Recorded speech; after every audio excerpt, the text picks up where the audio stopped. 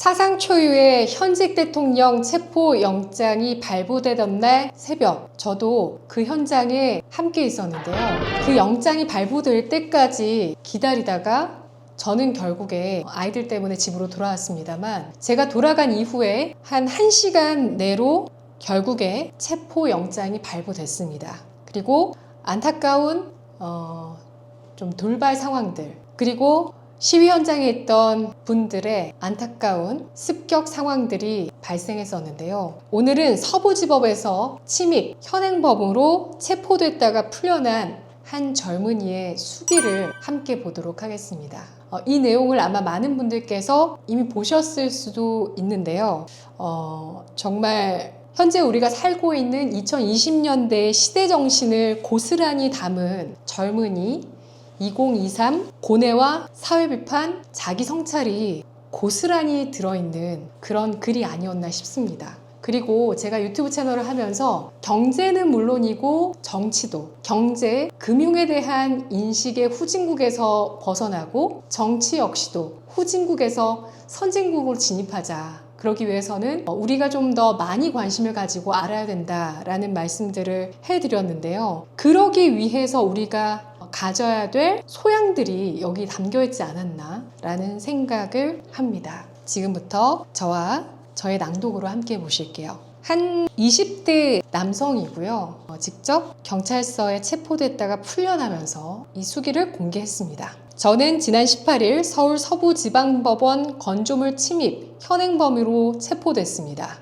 마포경찰서에서 강서경찰서로 이송되어 조사받았고 오늘 오후 5시경 석방됐습니다. 저의 불법 행위와 시위 참여는 특정 커뮤니티, 유튜브 채널과 무관합니다. 이 글을 공유하는 목적 역시 누군가를 특정 행위로 선동하기 위함이 아닙니다. 저는 우리 사회 구성원들이 스스로 생각하고 행동하길 바랍니다. 네, 여기에서도 우리가 무심코 많이 해왔던 남 탓, 그리고 뭔가 선택하고 결정하기 어려워서 나의 뇌를 다른 사람에게 의탁하는 행위를 했던 것, 이런 것들이 이 선동이라는 것으로 포장이 돼서 결국에 내가 한 게 아니라 난 누군가에게 세뇌당하고 선동당해서 이렇게 한 것이다 라는 것으로 가는데요. 사실 인생을 좀 길게 봤을 때 이 두 가지, 남 탓, 뇌 의탁 같은 경우는 내 인생에 좋을 게 하나도 없는 것 아닐까 싶습니다. 저는 아이 둘을 키우고 있는데 우리 아이들에게 가장 중요하게 가르쳐 주고 싶은 것이 두 가지가 있는데요. 먼저 첫 번째는 거짓말을 하지 않는 것. 그래서 주변 사람들에게 신뢰를 얻는 사람이 되는 것. 그리고 두 번째는 책임의식입니다. 이건 뭐냐? 뭔가 엄마가 짜준 루트를 통해서 시켜서 하는 그 과정들을 거쳐서 결국에 우리 아이들이 원하지 않는 결과를 받게 됐을 때, 아, 이거 엄마 탓이야. 내 인생이 왜 남의 의지대로 흘러왔을까? 이런 생각을 절대 하지 않길 바랍니다. 그래서 내 스스로가 결정하고 내 스스로가 생각해서 나의 미래를 그려나가는 것, 이걸 할 수 있는 사람으로 꼭 키우고 싶다라는 생각을 하는데요. 자, 이 젊은이의 정말 훌륭한 그 글을 다시 한번 보도록 하겠습니다. 제목은 저는 애국자가 아닙니다. 언제부턴가 이 땅의 민주는 공화를 위협해 왔습니다. 이는 특정 정당의 이야기는 아닙니다. 언젠가부터 우리 정치는 사회를 선행하며 무엇 할지 고민하지 않게 되었습니다. 정말 이 젊은이가 우리나라의 체제와 법치에 대해서 고민을 많이 했구나 이런 생각을 했습니다. 여기에 나오는 이 민주, 공화 이런 것들은 헌법 제1조에 나오는 얘기거든요. 대한민국 헌법 제1조, 대한민국은 민주공화국이다. 대한민국의 주권은 국민에게 있고 모든 권력은 국민으로부터 나온다 입니다. 아마 이렇게 혼란한 시국 속에서 아마 이 20대 젊은 청년은 우리나라 헌법 1조에 대해서 다시 한번 생각을 해봤던 것 같습니다. 그래서 언젠가부터 우리 땅에는 민주, 즉 국민으로부터 부여된 권력을 기반으로 정치를 구현하는 것, 이것이 공화, 좋은 공동체를 만들어서 국민이 주인이 되게끔 하는 정치 체제를 말합니다. 국민으로부터 부여받은 권력을 기반으로 한 정치가 좋은 공동체를 만드는 데 있어서 위협적인 존재가 되어 왔구나라는 걸 이번 시국으로 이 젊은이는 깨달은 게 아닌가 싶은데요. 이건 절대 특정 정당의 이야기가 아니고 언젠가부터 우리 정치가 이렇게 사회를 선행하지 않았다. 즉 정치 철학이나 우리나라의 방향성에 대한 깊은 고민을 하는 그런 리더, 지도자 혹은 정치인이 나오지 않게 되었던 것 같다라고 말하고 있습니다. 정치가 다음 보시면 생략은 되어 있지만 정치가 사회에 후행하며 가진 자원을 어떻게 분배할지 정하기에 급급했습니다. 다수의 의사결정은 우리 사회를 이득 보는 집단과 손해보는 집단으로 갈라놓았고 그렇게 모두를 이롭게 한다는 공화 이념이 민주적 권력에 의해 훼손됐습니다. 정해져 있는 파일을 나누는 데 급급했고 그리고 다수의 의사결정이라고 포장이 되어 있지만 결국에 우리 사회는 이득 보는 집단, 그렇지 않은 집단으로 명확하게 갈라져 있었다. 민주적 권력에 의해 훼손됐다. 공화의 이념이 훼손됐다. 이렇게 얘기를 했는데 민주적 권력은 뭘까요? 바로 우리가 역사 속에서 기억하고 있는 1980년대 민주화 운동을 주도했었던 당시에 이후 정치인으로 등장한 386 그리고 486, 586 지금은 이제 586, 686 세대가 된 5, 60대에 있는 80년대 학번의 60년대 전후생들 그 세대를 말하는 것이죠. 사실은 실상 우리 사회를 지금 주도해 나가고 있는 그런 세대가 아닐까 싶습니다. 저는 이 반쪽짜리 민주공화국을 헬조선이라 부르며 멸시해왔습니다. 저는 이 나라가 싫었습니다. 그러나 저는 틀렸습니다. 민주적 권력 아래 용인되어 우리 사회 공화를 위협한 수많은 정책과 입법이 사실은 반국가 세력의 이적 행위였습니다. 자, 여기에서 이번 비상계엄이 이런 젊은이들 20대와 30대까지 그리고 40대, 50대까지 깨어나게 만든 비상계몽이었다는 것을 알 수 있게 하는 문장이죠. 우리 사회는 민주적이지도 못했던 것입니다. 공화적이지도 않고 민주적이지도 않았다. 이것이 계엄을 통해 대통령이 국민께 알리고자 한 진실입니다. 대한민국은 반쪽짜리도 아닌 가짜였습니다. 소수적인 것이 항상 소수가 아니듯 다수적인 것 또한 항상 다수는 아닙니다. 즉 겉으로 보여지는 게 다가 아니라는 거죠. 포장해 놓은 소수로 소외되는 쪽이 소수가 아니었고 다수이기 때문에 공정하다고 봤던 것이 다수가 아니었다. 본디 왕따를 주도하는 세력은 소수인 겁니다.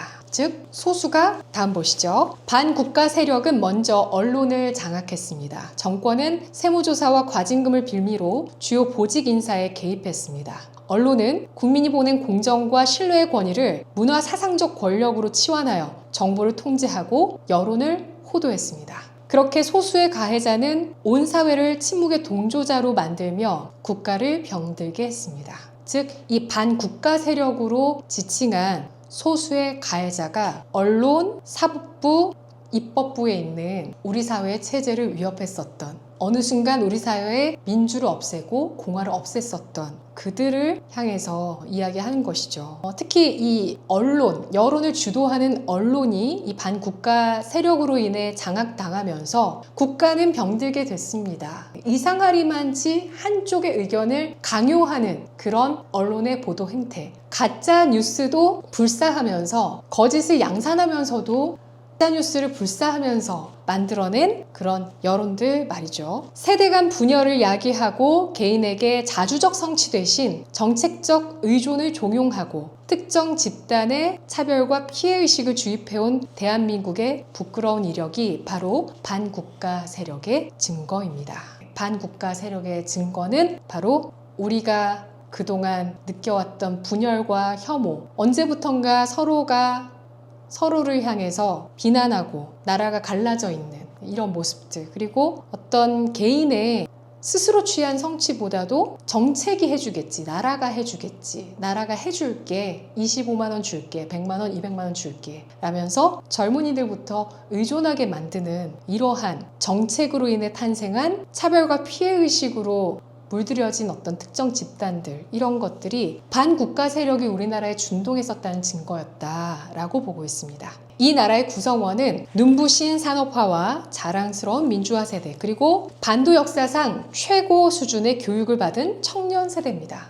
그쵸. 정말 눈부신 산업화. 저희 아버님도 80대신데 중동에서 오일머니를 벌어 오셨었습니다. 건설사에서 일을 하시면서 당시에 그렇게 정말 수출의 천병이 되셨던 분들이 바로 또 새마을 운동의 주인공이셨던 분들이 한강의 기적의 기반을 만들어 주셨던 정말 고마운 세대가 60, 70대, 80대시고요. 그리고 자랑스러운 민주화 세대는 5, 60대 분들이시죠. 그리고 또 지금의 20, 30 세대, 반도 역사상 최고 수준의 교육을 받은 청년 세대입니다.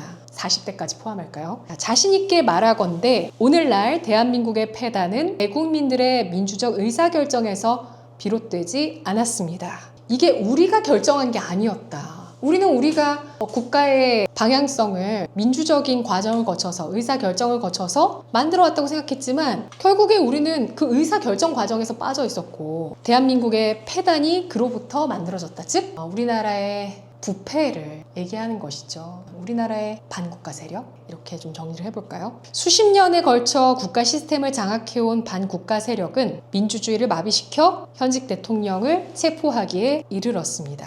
불법적인 체포였고 또 불법적인 체포영장이었다는 점에서 민주주의를 마비시킨 결과물로 현직 대통령 체포가 있었다 이렇게 생각하고 있는 건데요. 무조건적 권력 행사는 반드시 권위를 소진시킵니다.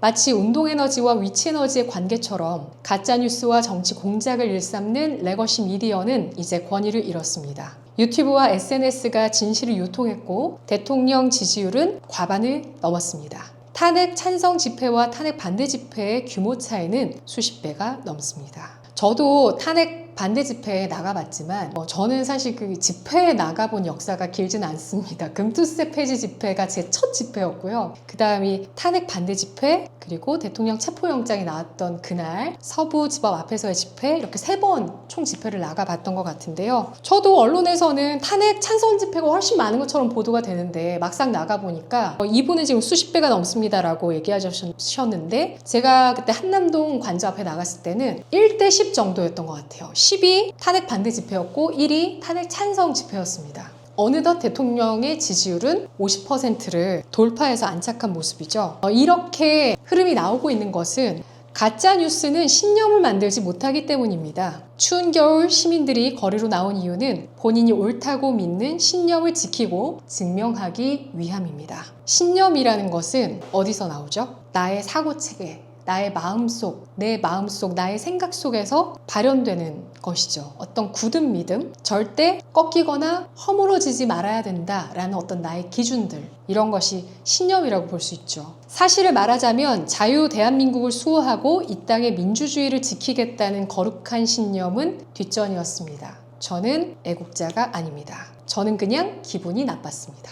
자, 이렇게 점점 이 역사를 되짚어보고 진짜 그 차가운 경찰서 그 철창 안에서 유치장 안에서 과거의 우리나라 역사도 한번 되짚어보고 점증법식으로 이렇게 점점 발전시키더니 결국에 또 제목을 다시 한번 반복을 하네요. 저는 애국자가 아닙니다. 사실은 이 땅의 어떤 자유와 민주주의를 지키겠다는 신념보다 더 앞섰던 건 내가 기분이 나빴다라는 겁니다. 아마 이 기분을 좀 공감하시는 분들도 많으실 것 같고 저도 사실은 그런 어떤 감정들을 느꼈기 때문에 그래서 저도 시위에도 나가고 또 이런 유튜브 채널을 통해서 계속 이런 영상들을 제작하는 게 아닐까 싶습니다. 언제 기분이 나쁘냐? 누가 어떤 나의 삶과 나의 미래에 대해서 조종하러 들 때, 나를 호구로 보고 나의 뒤통수를 치고 나를 망칠 때, 즉 우리 사회가 국민의 주권으로 국민이 부여한 권력으로부터 움직여지는데 이게 완전히 가짜였다라고 깨닫는 순간 국민을 정말 바보 개돼지 가붕개 호구로 하는구나 라고 느꼈던 그 순간이었어요. 자, 이 젊은이는 뭐였을까요? 가짜인 그들은 민주적 권력인 양 행세하며 사회 구성원들을 기만했습니다. 저도 정말 그 얕은 수작과 얕은 거짓말로 사람 속이는 걸 이렇게 볼 때 그걸 진짜 너무 싫어하거든요. 그래서 진짜 이 레거시 미디어에서 쏟아져 나오는 일제히 나오는 그 가짜 뉴스들이 정말 너무 화가 났습니다. 같은 언론계에 종사하는 사람으로서 너무 화가 났습니다. 우리 개개인을 사리 분별하지 못하고 빼앗긴 주권을 스스로 복권하지 못하는 패배자로 규정했습니다. 그렇지 않고서는 있을 수 없는 국가 찬탈 시도입니다. 반국가 세력은 민주주의 이전에 제 개인의 이성과 자유의지를 모독했습니다. 저는 그 점이 참을 수 없이 기분 나빴습니다. 저는 제가 옳음을 주장하고자, 부당한 권력에 저항하고자, 빼앗긴 주권을 되찾아 다시 시민으로 거듭나고자 담벼락을 침범했습니다. 의심할 여지 없는 반사회적 행동이자 위법 행위입니다. 또한 체포 과정에서 시민과 경찰 사이 심한 몸싸움이 일었습니다. 크고 작은 부상이 있었습니다. 저는 제 행동을 후회합니다. 그리고 반성합니다. 행동의 결과를 충분히 예상치 못했습니다. 약간의 어떤 저항 의식에서 나온 충동도 있었다. 좀 더 깊게 생각하지 못한 부분이 있다라고 인정하는데요. 이게 저는 굉장히 공감이 가더라고요. 저도 제가 회사에 잘렸습니다. 잘린 이유, 어떤 영상 이러면서 공개를 했지만 또 한편으로는 어쨌든 저의 발언으로 인해서 어쨌든지 간에 회사 쪽에서 조금 내부에 있었던 그런 혼란들 이런 것에 대해서는 저도 좀 미안한 마음이 있거든요. 그리고 의식을 가진 시민으로 거듭나야 된다라는 이런 것에 대해서도 정말 그랬기 때문에 유튜브에서 경제로 시작한 제 유튜브에서 좀 더 색이 짙어진 이런 내용도 좀 다루고 있는 거고요. 다시 한번 우리 생각해보자 이런 권유를 하고 있는 겁니다. 그리고 저희 부모님도 좀 걱정을 하시고 우리 구독자분들께서도 좀 걱정하시기도 하는데 시위 현장에도 또 나가보고 외쳐보고 하는 겁니다. 제대로 된 시민의 권리를 주장하고 싶어서요. 잘못되어 가고 있는데 그걸 그냥 지켜볼 수는 없잖아요. 근데 여기서도 진짜 저는 이렇게 이분께서는 이러한 자신의 행위들에 대해서 반성하는 내용으로 쓰셨지만 저는 이날 당일 있었잖아요, 거기. 아마 이분과 같은 공간에 제가 있었을지도 모르겠습니다. 제가 새벽까지 있었으니까요. 근데 그때 좀 화가 났던 건 또 뭐냐면 그날의 어떤 습격, 일각에서는 폭동이라고 얘기하는 그 서부지법의 그 파괴된 모습들을 좀 경찰에서 자극했던 부분들도 저는 보였기 때문이에요. 왜냐면 정말 그날부터 많이 사진들이 공유됐었는데 구둣발에 이렇게 눌려있는 어머님의 모습이라든지 지난 영상에서 제가 잠깐 말씀드렸었는데요. 그리고 라이브에서도 말씀드렸고요. 그날 유독 경찰이 거기에 모여있는 사람들 가운데서도 약한 분들, 그러니까 60, 70대 어머님이나 아버님들을 혹은 임산부까지 여성분들을 이렇게 들어다가 던지거나 때리거나 폭력을 가하는 거였어요. 일단 충격적인 건 민중의 지팡이가 우리 국민을 지켜야 되는 경찰이 이렇게 한다는 것 자체가 충격적이고 거기에 중국인들이 많이 섞여 있어 보인다는 것도 2차적인 충격이고요. 그리고 어떤 그 다음 날에 그들은 예상했던 결과였던 대통령의 체포영장 그에 따른 극우들의 습격의 장면이 필요했기 때문에 우리 시민들을 자극한 겁니다. 그것만큼은 저는 분명하다고 생각해요. 아니면 왜 가만히 있는 시민들을 특히 약한 분들을 대상으로 그렇게 폭력을 가합니까? 그렇게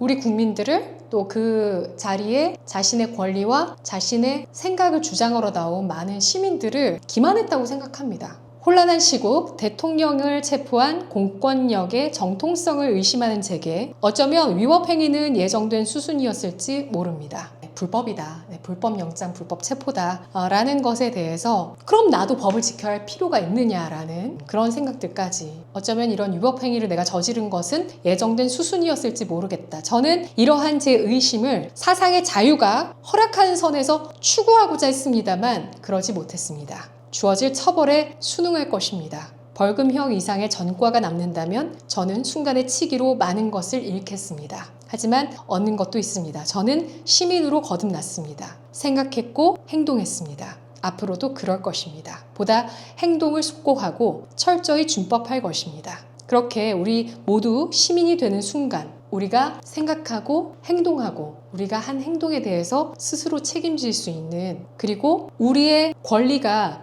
빼앗기는 어떤 그러한 권력이나 반국가 세력이 있을 때 우리가 빨리 알아차릴 수 있는 그런 시민이 되는 순간 그때가 바로 대통령이 바라는 제2의 건국이겠습니다. 그때가 되면 저는 애국자가 될 것입니다. 25년 1월 19일 강서서 유치장에서 이렇게 제목과 반대로 그때 애국자가 되겠습니다 라는 글로 맺어주셨는데 와 정말 대단한 젊은이인 것 같습니다. 저는 진짜 이 나이 때 이 정도의 사유를 하지 못했던 것 같아요. 어렴풋이 생각할 수 있었더라도 이렇게 깊이 있게 생각하지 못했던 것 같고, 현재 우리 대한민국의 위기가 정말 많은 분들이 다시 한번 당연하다고 생각했던 그 많은 것들, 그리고 우리 사회 시스템에 대해서 다시 한번 이렇게 깊이 있게 사유하고 또 생각하고 행동하고 책임질 수 있는 그런 성숙한 시민으로 거듭나서 정치도 잘 되고 또 우리 경제는 물론 나의 투자 사생활도 잘 되는 그런 날이 오기를 저는 기다립니다. 네. 항상 정반 합이 있고 또 나쁜 게 꼭 나쁜 것만은 아니니까요. 그 나쁜 걸 딛고 우리가 좋은 쪽으로 갈 수 있는 그 방향성을 유지한다면 저는 늘 그렇게 생각하거든요. 저한테 일어난 어떤 나쁜 일이 있으면 이걸 어떻게 나한테 좋은 방향으로 이끌어 갈까만을 생각해요. 그 나쁜 일에 그렇게 오래 빠져있지 않습니다. 어떻게 해서든지 좋은 방향으로 끌고 가고자 하는 그러한 마음이 있기 때문에 우리 모두가 그런 마음을 갖는다면 지금의 우리 사회의 위기도 결국에는 정말 엄청난 기회로 우리나라를 다시 세울 수 있는 그런 시기가 생각보다 더 빠르지 않더라도 우리가 잘 인내하고 시간을 가지면서 그러한 때가 오기를 기다려 보겠습니다. 여러분, 저희 채널에서 그러한 과정들을 함께 해주셨으면 좋겠어요. 오늘은 20대 정말 멋진 젊은이의 그 경찰서 안에 유치장에서 쓴 글을 통해서 우리의 시대 정신을 읽어봤습니다. 여러분, 다음 시간에 또 뵐게요. 제가 회사에서 잘리고 유튜브를 열심히 하다가 정말 운 좋게 여러분께 자신있게 소개해드릴 제품을 만났습니다. 바로 우리나라를 넘어 전 세계 최고 퀄리티라고 자부할 수 있을 노르웨이 물개 오메가3. 오메가3 필수 영양제로 많이들 드시고 계시죠? 하지만 이 제품은 여러분이 드시던 제품과는 차원이 다릅니다. 혈행 개선, 뇌, 신경세포, 망막의 구성 성분을 직접 드실 수 있고요. 그리고 뼈와 세포, 혈액에 모두 좋은 비타민 D와 E도 함께 드실 수 있습니다. 혈행 개선 좋아지면서 몸도 가벼워지고 머리도 맑아지고 젊어질 수 있는 그런 영양제인데요. 회사에서 잘린 후 많은 어려움들을 겪고 있지만 얼굴만은 좋아지고 있다는 이야기를 듣고 있는 요즘, 지갑은 얇아졌지만 얼굴은 활짝 피는 비결? 바로 노르웨이 물개 오메가3. 특별 혜택도 있습니다. 2개월분으로 부족하신 분들은 4개월분을 추천드리는데요. 이 4개월분 구매하시는 분들에 한해서 코오롱제약 리버스 에이지 글루타치온 앤 콜라겐 30호를 여러분께 댁으로 보내드립니다. 배송 메시지에 반드시 권미란 유튜브라고 쓰시면 되는데요. 저와 함께 노르웨이 물개 오메가3 드시고 건강한 투자 생활 해요. 제발 한 통만 사주세요. 그아